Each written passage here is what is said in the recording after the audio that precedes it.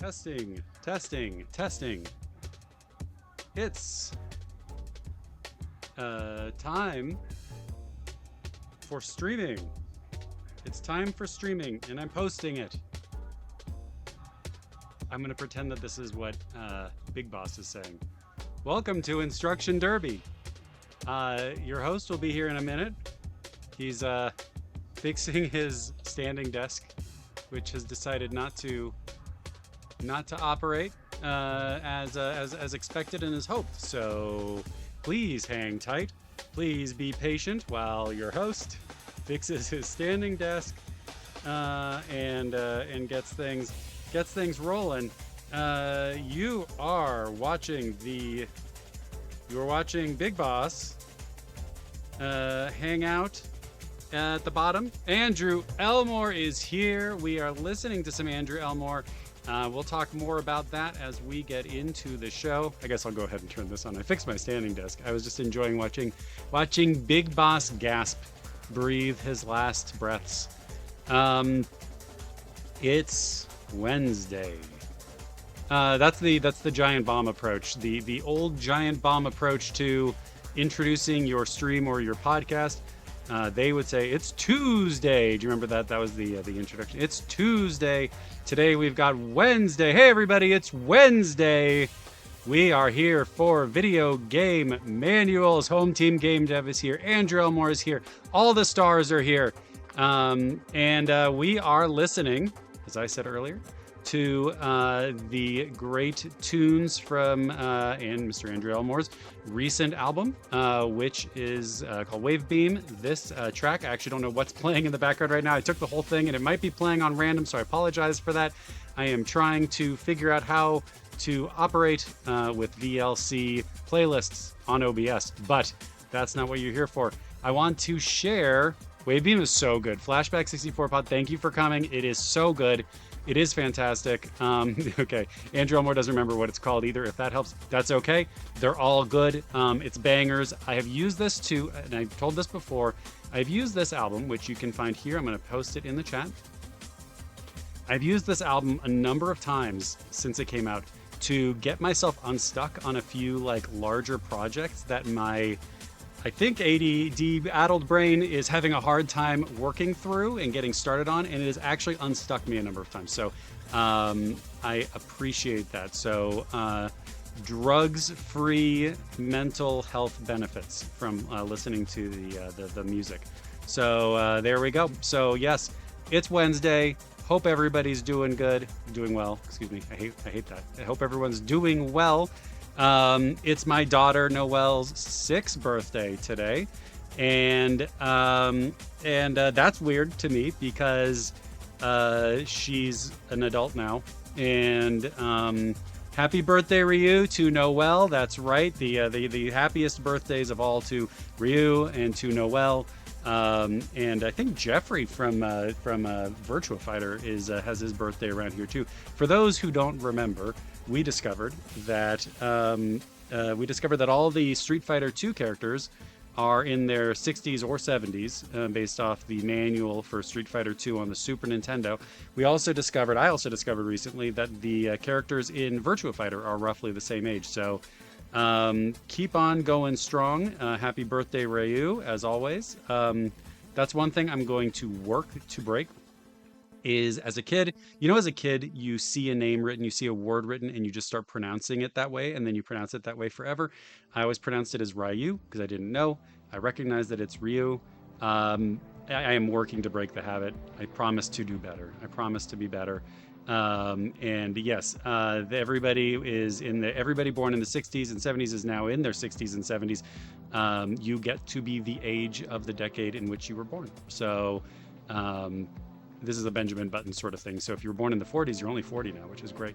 I don't know what I'm talking about. We don't have a giveaway today. So I'm very grateful for anybody for showing up.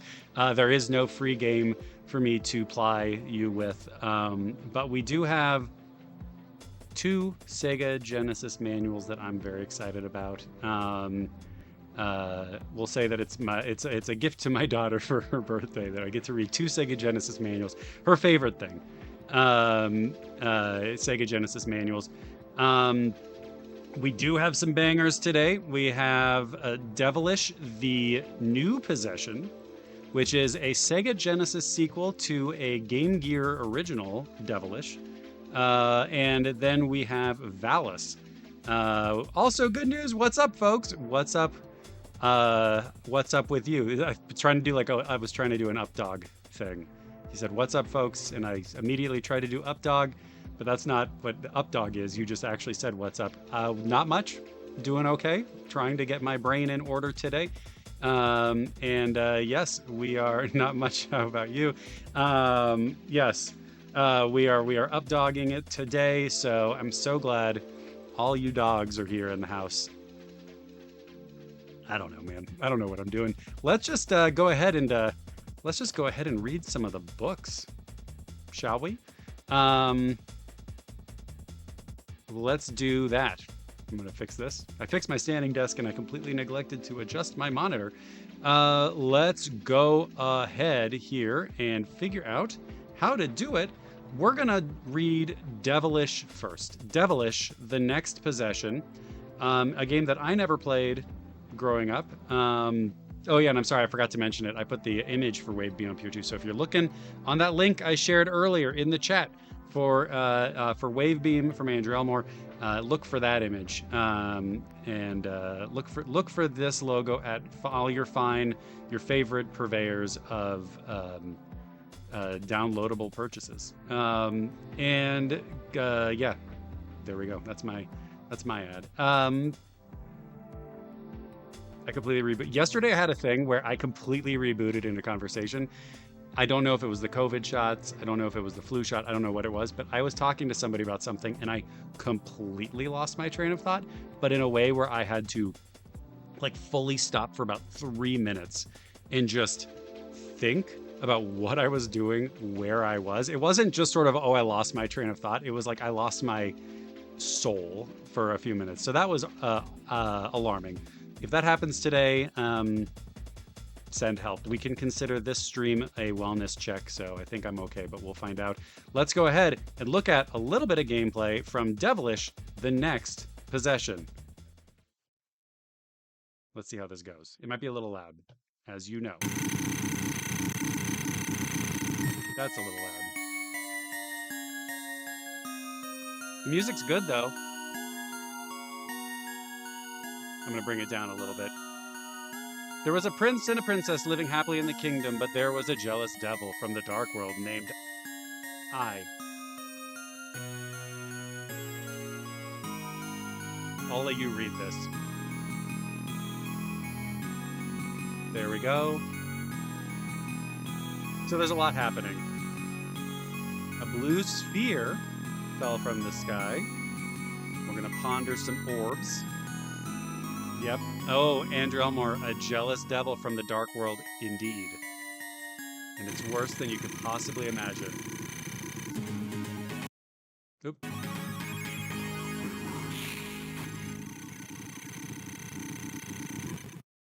That intro goes so hard. I had to pause for a second because that intro goes so gosh darn hard. It just rules. And then you get a cool zipper, like a hell zipper in it. And then it takes you into, I want to also call out the Sage's creation. Look at the colors here. Look at this. I love this right down here. I'm a big sucker for just a lot of colors on a thing, like the Game Over screen and the Ninja Turtles arcade game, how it kind of does that rainbow thing. That's like this, and I love it. Devilish, trademark. Sage's creation, trademark. Now, I've never played this game, but we're going to take a quick look at some of the gameplay. The first level has some very loud music, so I'm going to skip to a slightly later stage and see how that goes. Let's watch for a moment. No. Should we watch an ad? I'm Cece. Come on, take a seat. Sorry. First, we prequel. Then we up the AC to 78 I can't skip from 4 this to yet. 9. So when that clock... Okay.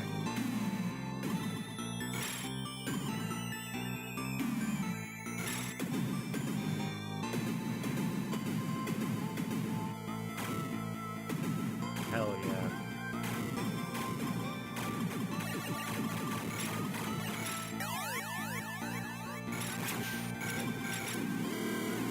Yeah! Yes! There's a dragon. God, this game rules. Yeah, this is cool, man. This game looks cool. So, there we go. I presume that's the whole game. Yeah. So I think we understand. Oh, I forgot to take Slip. Oh my God, it's Slippy Toad from last week's stream. Slippy, did I leave you in here this whole week? Slippy's hungry. Slippy needs to go to the bathroom. Slippy, I'm so sorry about that. You should have said something. I'm gonna just go ahead and remove this. Sorry, Slippy. Feel free to go out in the backyard. I did not intend to leave Slippy here all week. But last week's episode was a lot of fun. Got some good Star Fox. That was pretty cool. We got a link, by the way, for a suggestion from Andrew Elmore in chat. If we like what we're seeing there with Devilish, the next possession, go check out Pinball Spire on Steam. By the way, it is not affiliated or anything. He just likes it a lot. I'm gonna go ahead and we're gonna take a momentary break. Everybody loves to see somebody look down at their phone for a minute, but I am going to go and add Pinball Spire, not penal. My phone corrected pinball to penal. So I would go to a pinball colony. I think that'd be cool. Pinball Spire. Heck yeah. Okay, great. Okay. I'm going to add to my wish list. That's what I'm going to do right now. Yep, this does look pretty good. So Pinball Spire, there we go. Suggestions. Speaking of which, it is Next Fest right now. So for anybody who wants to and has time to dive through a bajillion, I think I want to say 2,500 games on Steam of admittedly varying quality. There's a lot there right now, and I finally was able to break through and find some stuff that I was interested in. Anton Blast demo is fantastic. It's another one. It's a new one. The game comes out in December, and I think the demo is absolutely killer. I really dig it. I played the new game from, or the new demo from the people who made was it Motion Twin? I forget. The people who made oh my God, I can't believe I'm forgetting what it's called. There we go. There's the reboot. Anyway, played a couple of other games. I'm not going to do this right now because clearly my brain isn't set up for recall of information at the moment. But anyway, Steam Next Fest. Go check it out, I guess. That's my pitch. But we've got Devilish, a game that has some hard music and some hard imagery and some hard problems to solve, I think, from a story standpoint. And let's find out a little bit about what that is going to look like. So you got Devilish, the next possession over here. I think it's pretty neat. You got a dragon guy over here. Maybe that was I don't know if that's you. I don't know if that's the bad guy. Maybe we'll find out. But you get the cool Sage's Creation logo over here. I love it. Not enough love in the world, I think, for the official Sega seal of quality. We spend all this time talking about the official Nintendo seal of quality. I don't think that we are respectful enough of the cool golden Sega seal of quality. Very, very 80s, and I really like it. So you'll get some information, the usual stuff about how to interface with your Genesis, which is kind of neat. And then we'll get to the story. I'm going to move my face to the side just a bit here so we can see this. Okay. Can you all see? Let me know if you can't. Let me know if there's a problem. Let me know if the music's too loud or too good. Story. Long ago, in a far-off land, there lived a prince and a princess. The goodness of their friendship was known throughout the land and given the blessings of all the country's people. It's nice. A person envious of such happiness is living in the deep northern underground of his country. He did this evil, ugly thing. Ganma, the Lord of Darkness. We don't know what that ugly thing is yet, but he did this evil, ugly thing. I will call out, in the days of taking screenshots with a camera, just looking at the TV, sometimes you don't get the entire thing. So I think this is just an image from the opening cinema.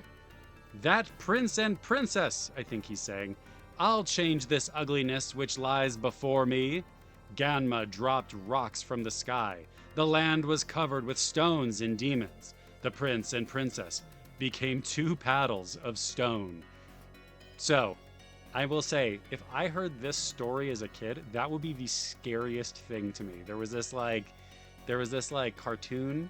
I think it's like a cute. I always forget what it is, but there's this cartoon with like a cute unicorn sheep or something like that on the cover. This anime thing from a long time ago, and there's a story in it where this whole town gets turned into like stone creatures. And I remember seeing it at a friend's house as a little kid, and it scared the living heck out of me.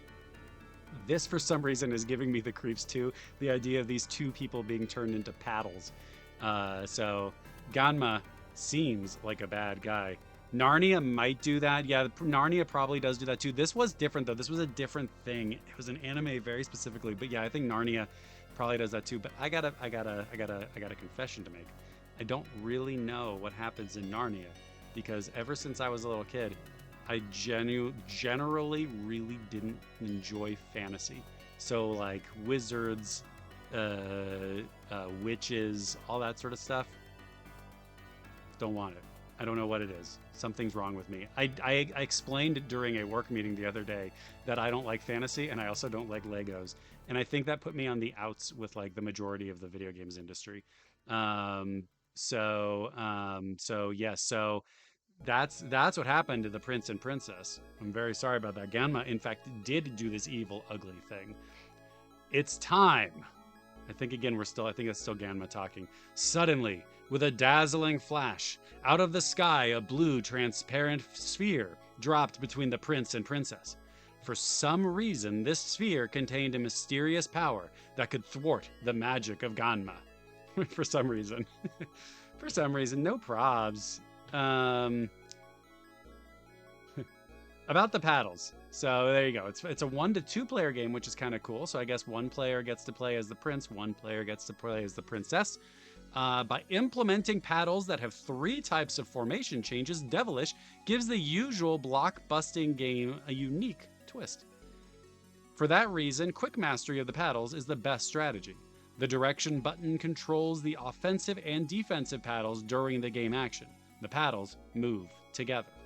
So you get the offensive paddle, which appears to be one of them. I'm not sure exactly which one. It says red, but this is a black and white picture, so I don't know. And then the defensive paddle is blue. It complements the offensive paddle by moving from left to right on the bottom of the screen. It is nothing fancy, but it plays an important defensive role. I love this era in particular of Genesis manuals. I love that they have they give you their opinions about the stuff in the game. It's nothing fancy, but it works in a pinch. It's pretty good.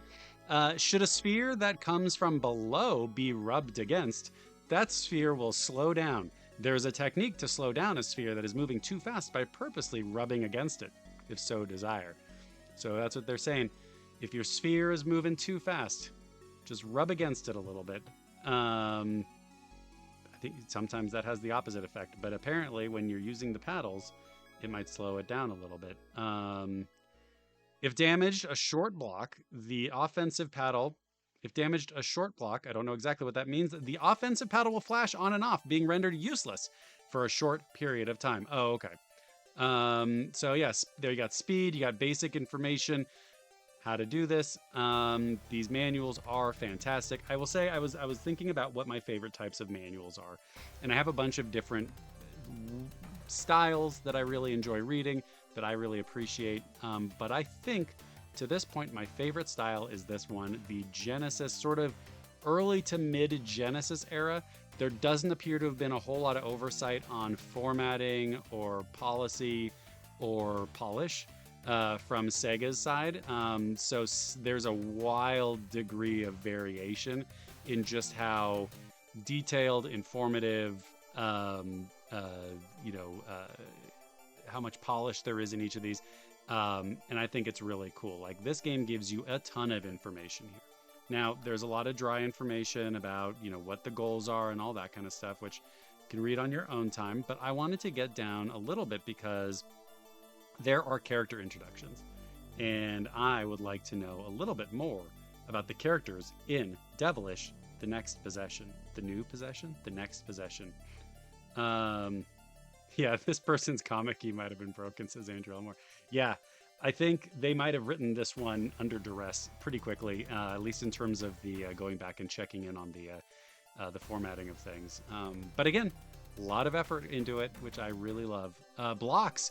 These are the basic damage objects, of which there are several characteristic features. You get the damage blocks, you get those mega blocks, but we're not looking at that. We're going to go over here to the right side and look at the enemy characters. These are mobile destructive objects. They do not just move about, they have their own characteristic methods for impeding progress. You've got Skeleton. Hello, Skeleton? A skeleton carrying a torch in hand. Just when you think it is just hanging about, just when you think it's just hanging about, it will suddenly lurch out. Using the torch, it shoots long flames. With a little bad luck, it might also drift into the flame.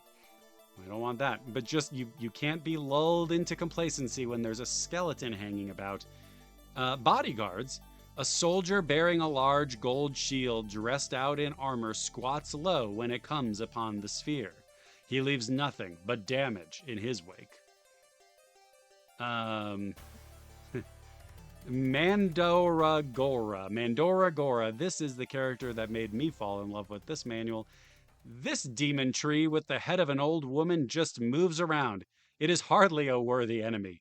If hit, it falls rolling about crying. It is a wretched thing. The sheer hatred for the Mandoragora is incredible. It is hardly a worthy enemy. If hit, it falls rolling about crying. It is a wretched thing.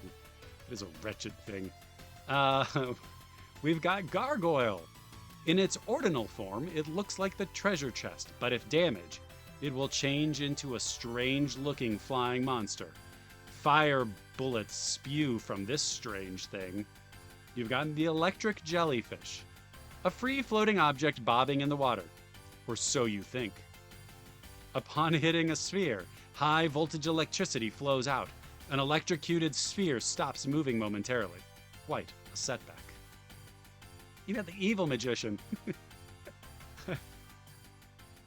Here he is. No, he's gone. Oh, there.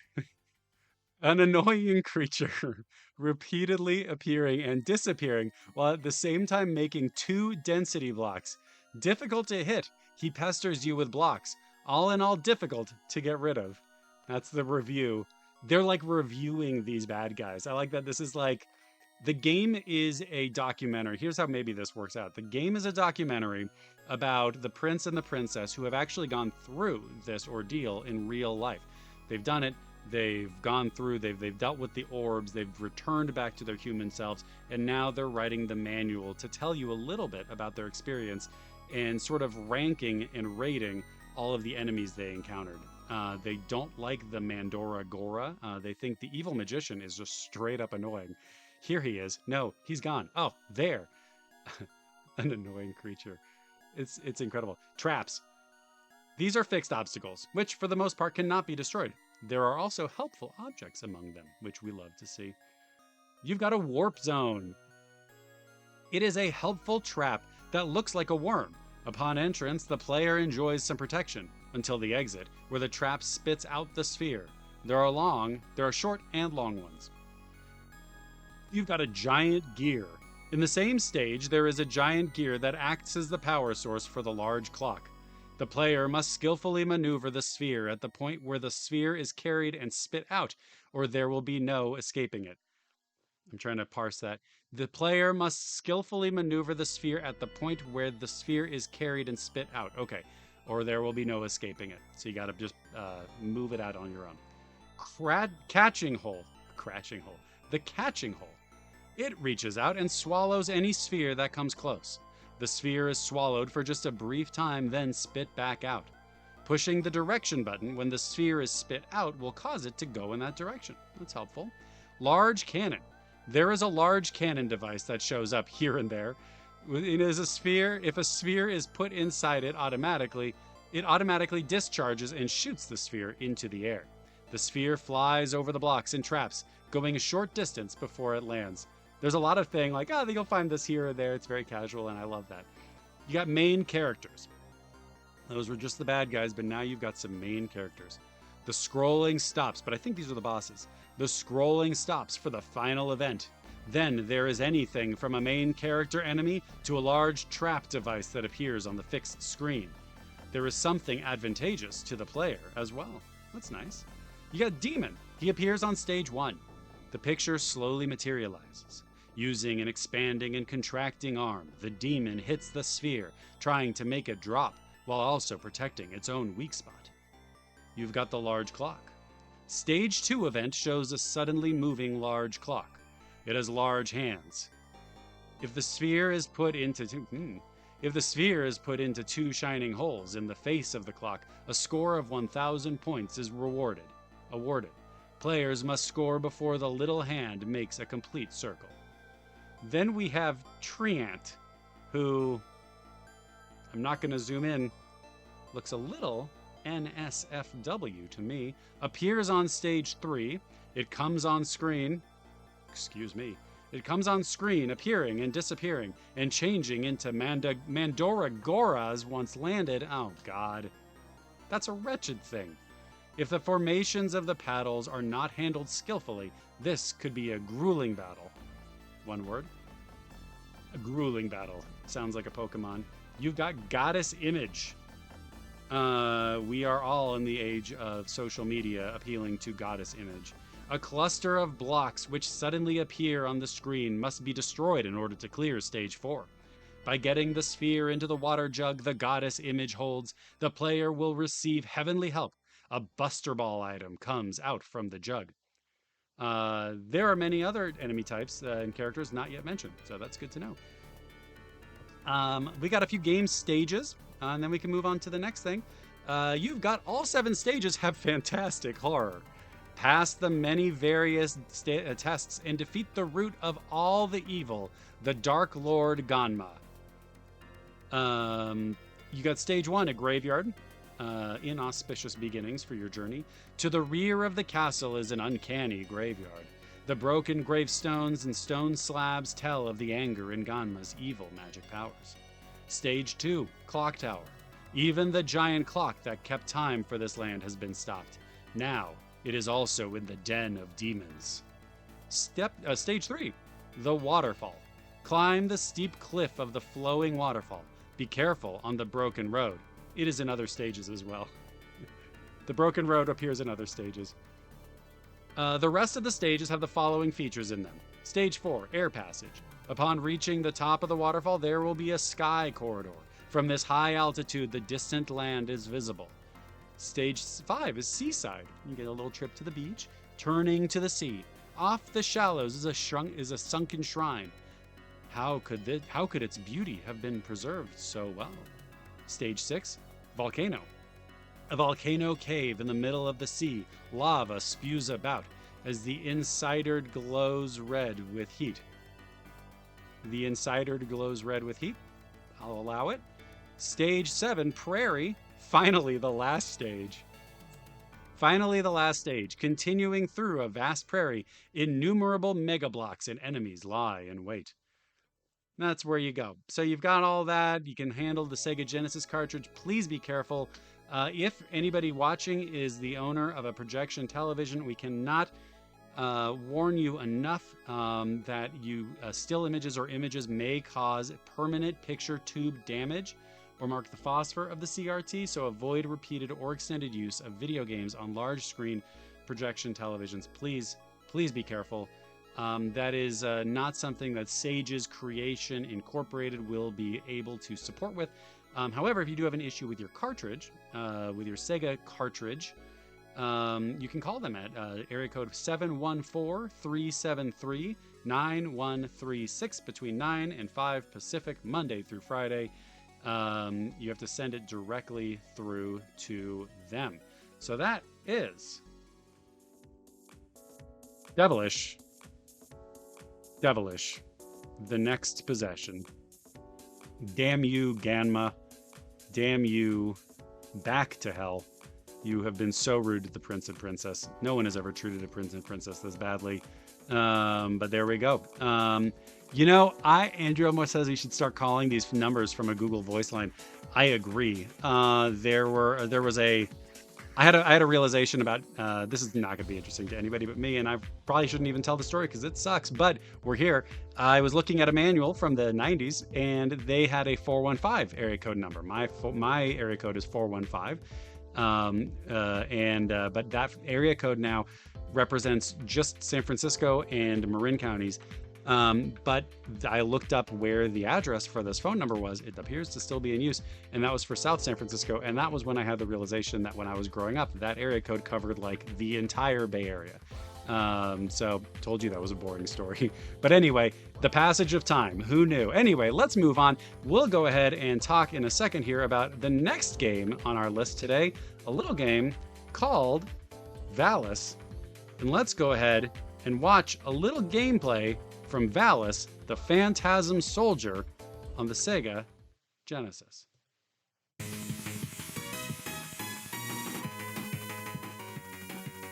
The music's good.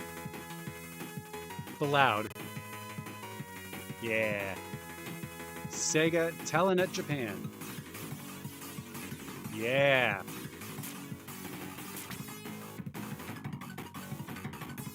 The music is so good.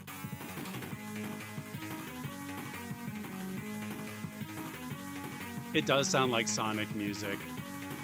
There's...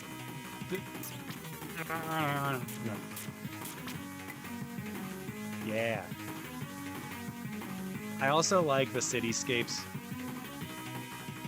Cityscapes in old Japanese games are the best. Like, I want to live here.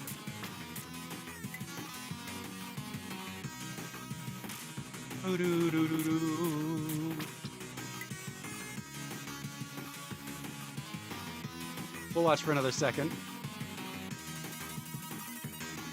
I don't know if there's any other part. Let's go to a snow level real quick.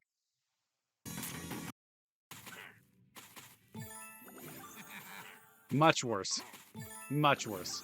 I'm sorry. Video games. We used to be a society. There we go. Look how much better this is. It's got a good Sega Genesis sound to it. Look at that blue.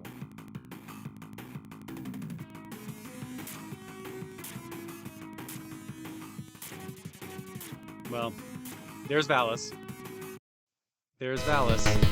Now we'll read from Valis. That was cool. Folks who know my book know that I think that the Sega Genesis sounds cool. It's so loud.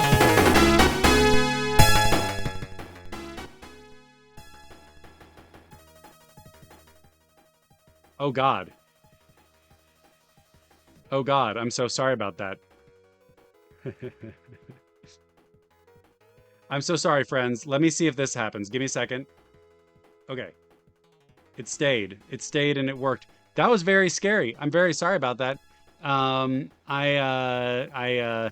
absolve myself of any medical maladies that might have befallen you from destroying your eardrums. Worth it. Thank you. Flashback 64 pod gets it. Game recognizes game here. It is good. The injuries sustained by the very loud but very good Valis music are worth it. I'm very sorry about that. Well, I guess that's actually a pretty good jumping off point to what I was saying, which is that people who know me know that I think that the Sega Genesis sounds better than the Super Nintendo, and this is a reason why. Super Nintendo, great music on there. No shade to the folks who made amazing music on the Super Nintendo, but the Sega Genesis just sounds cooler. I know it can sound harsh, I know it can sound rough, and I know that in the wrong hands it can sound like somebody's stomach is grumbling, but I really like it when it does this. It just goes so hard. So thank you to Valis and the folks at Renovation for giving us music good enough to blow my friend's eardrums out to. So apologies again. Let's go ahead and move on over to the manual. Why don't we? I don't actually know this game. All I know is that Valis Renovation, excuse me. Every time I've looked at a Renovation manual, there's a lot going on there, and I really appreciate that. So Yeah, and I think if you want to play a bunch of renovation games, I want to say there's an Evercade cartridge or two out there. And if you aren't an Evercade person, they're pretty neat.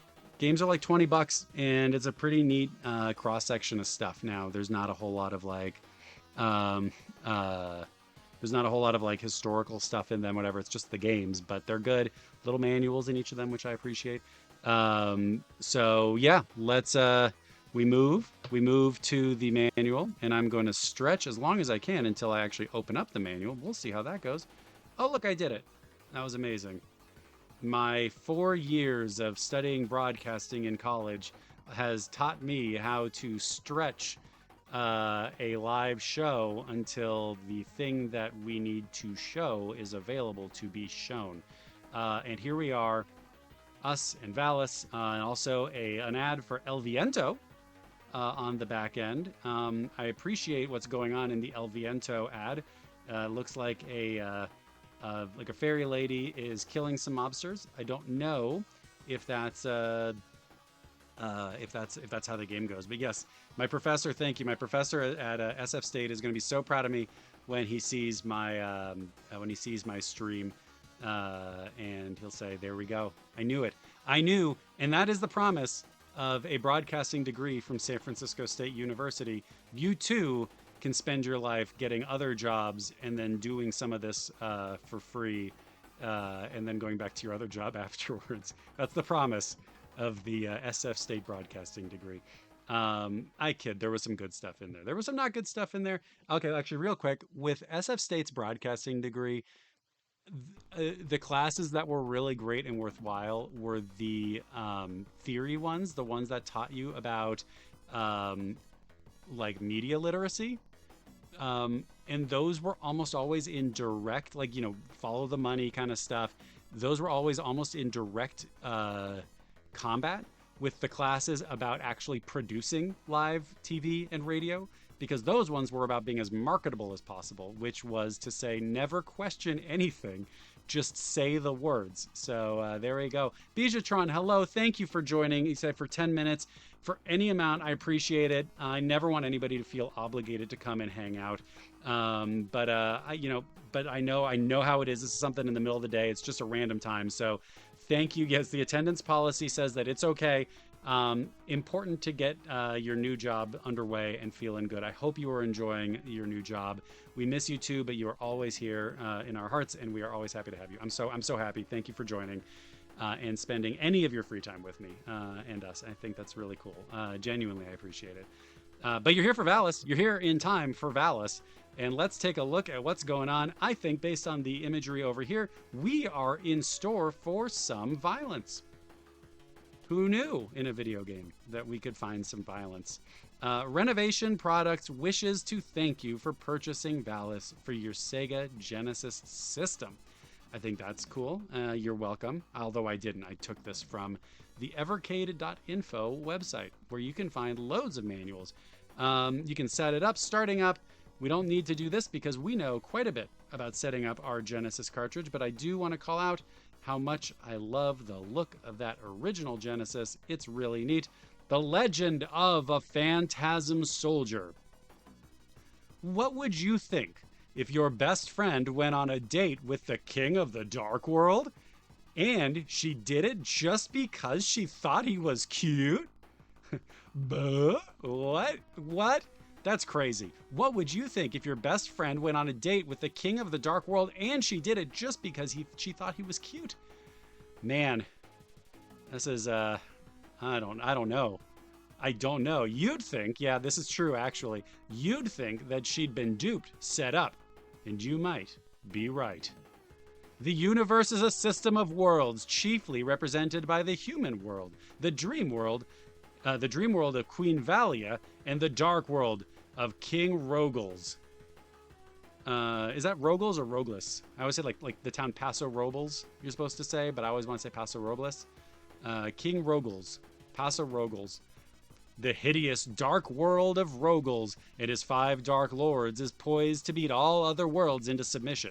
The universe is in danger of becoming completely dark. They have already taken the force of Yang from Queen Valia. and have steeled it into a phantasm jewel.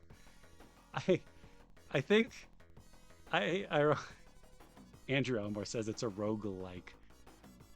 Okay, you're on timeout. Penalty box into the sin bin for 5 minutes for it's a roguelike. But I do like that there's a real hard shift between the lighthearted dating adventure from the first half of the story to the second half. I think that they'll intertwine. But yes, I will say, if you see any of your friends dating the king of the dark world because they think they're cute, they might be duped and set up, and I would have a conversation with them if they'll be open to it. Now we're on the left side here. Now, the only one who can help is the one with a heart perfectly balanced with yin and yang, the one you control. Yuko, a student from the human world, chosen to wield the sword of Valis against the encroaching darkness. It's a lot of responsibility. She becomes the greatest warrior in the universe. She never suspects in her wildest thoughts that her greatest battle, will not be against one of the 5 Dark Lords, but against the one she called her closest friend, the one she warned, don't go out with him, he's the dark. And before she could finish, her friend ran off into darkness. Bum bum bum bum. That's kind of cool. The cast of characters stars Yuko Aso. She is an average high school senior who happens to possess a heart completely balanced with equal parts of yin and yang. She is, therefore, potentially the greatest warrior of all the worlds.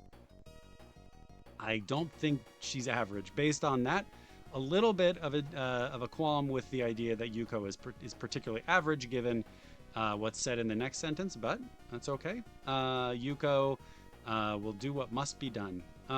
We've got Reiko Kirishima. She is a high school student born into money, but not love. She's been lured on a date with Rogals against the advice of her friend Yuko. Using the dark power of Vikanti, Rogals turns her into a powerful soldier of darkness. Vikanti is the largest size of drink you can get at Starbucks. That is a joke from 1999. We got Rogals, the king of the Dark Lords. He is the supreme ruler of the Dark World and a clever manipulator of Vikanti. He is scheming to destroy the dream world and the human world, and ultimately rule all of the worlds. His warriors, quote-unquote, consist of 5 lords of the Dark World who challenge Yuko greatly with their mysterious powers. You got Voldes, the Lord of Thunder. Despite his fierce exterior, he possesses superior intelligence. Before Rogals, he was feared most by the others. He is diligently seeking to become the king of the Dark World. You've got Izzard, the Lord of Winds. He is a loner, always acting independently. He hates to fight, therefore he seldom does. Even Rogals would not dare to challenge his magical power. Seems like if you just leave Izzard alone, he'll be fine, but I don't know. Venin, the Lord of Fire. He pretends to be a royal warrior to Rogals, but is really an articulate schemer. He believes that he is superior to Rogals, and he has a strong rivalry with Izzard. My suggestion so far to Yuko is to just let these guys, these fools, sort of collapse on each other and fight. It makes it a lot easier. I don't think these folks are long for this world as a team. Yeah, Gieda, the Lord of Earth. He lacks brain power, but he has muscle and endurance. He's very loyal to Rogals and has vowed to help the Dark World conquer all the worlds. The chatty Venin annoys him. These guys hate each other. You got Giva, Lord of Water. She possesses supreme mobility and is the master of gathering information. She's sort of the master of unlocking potential. She is not committed to fighting, but will come to the aid of her friend Gieda. And that's who you got. You got commanding the sword. You use the D button, the start button, the C, B, and A buttons. And you can do all sorts of different stuff. You know, you got your B button for attacking, your D button for down. It shows you how everything works. I think this is cool. These are continues are called repeats. here in the game, so you can do a repeat. We should try to change continues to repeats when we talk about video games. So I think that's pretty cool. Increase the level of your weapons. You can get them all and defeat them powerful Rogals. There are 5 kinds of weapons, and each has its own special effect. Bullets shoot out of the tip of the sword. Its attacking and piercing power may vary, but it is good for a continuous shooting spree. You got lasers, you got arrows, all sorts of stuff. Cutters shoot out of the sword, so it's a sword that shoots swords. It does not have a piercing power, but it is effective when it hits an enemy. It can continue shooting and can shoot upwards at level 3. And then you get grenades, just straight up grenades. I think that's pretty cool. This sword shoots out grenades. That's a hard thing to say. This sword shoots out grenades. The shooting range is short, but it can continue shooting, and its destructive power is great. So you get lots and lots and lots of those things. We can read about some levels. Act 1.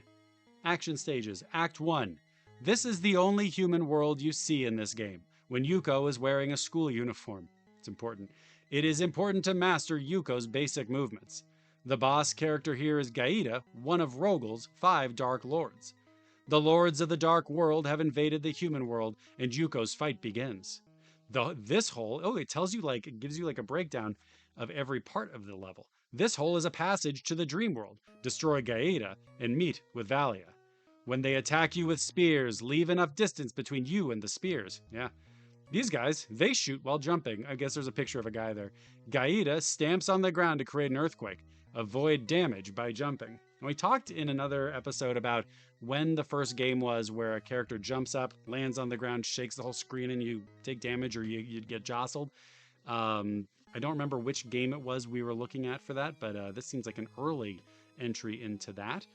You got the Dream World in Act 2. This is the world of Giva, the ice world. Careful, Giva approaches from above. Jump to avoid her. She looks really scary here. You got Act 3, surrounded by lava and flames. And this stage is very rocky. I'm just gonna move on from here because I'm getting real tired all of a sudden. The stage is very rocky. Avoid slipping and jumping on the slope. The enemy movements are very quick, so avoid damages by leaving enough distance between you and your enemies. Venom is jumping. He shoots out bubbles. He looks like a frog here. Venom is kind of cool. Okay, real quick before we go, who's your favorite character? I think that they all look pretty cool. We've got Giva, the Lord of Water, Gaida, the Lord of Earth, Venom, the Lord of Fire, Voldes, the Lord of Thunder, Izzard, the Lord of Winds, Rogals, the King of the Dark Lords, and of course, Reiko. But we won't include Reiko because she's just in love, and that can be hard to navigate. So I think that the most interesting bad guy here is Giva, Lord of Water. There we go. Home Team Game Dev says Venom reminds me of the fact that there's a new Venom movie coming out, and I'm going to tell you what, I think those movies are cool.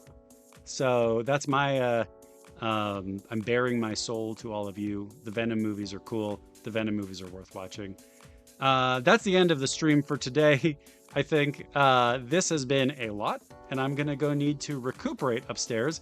But thank you, everybody. Thanks for joining. Thank you again to Andrew Elmore for allowing me to use the music from Wavebeam here on the stream, and of course for the icon over here. Thank you for all of you for showing up for a bit or for the whole thing at any point. I really appreciate it. It's fun as hell for me, and I hope you all have a fantastic rest of the week. I'm gonna go help get some birthday balloons blowed up for my daughter when she comes home from school. All right, have a good one.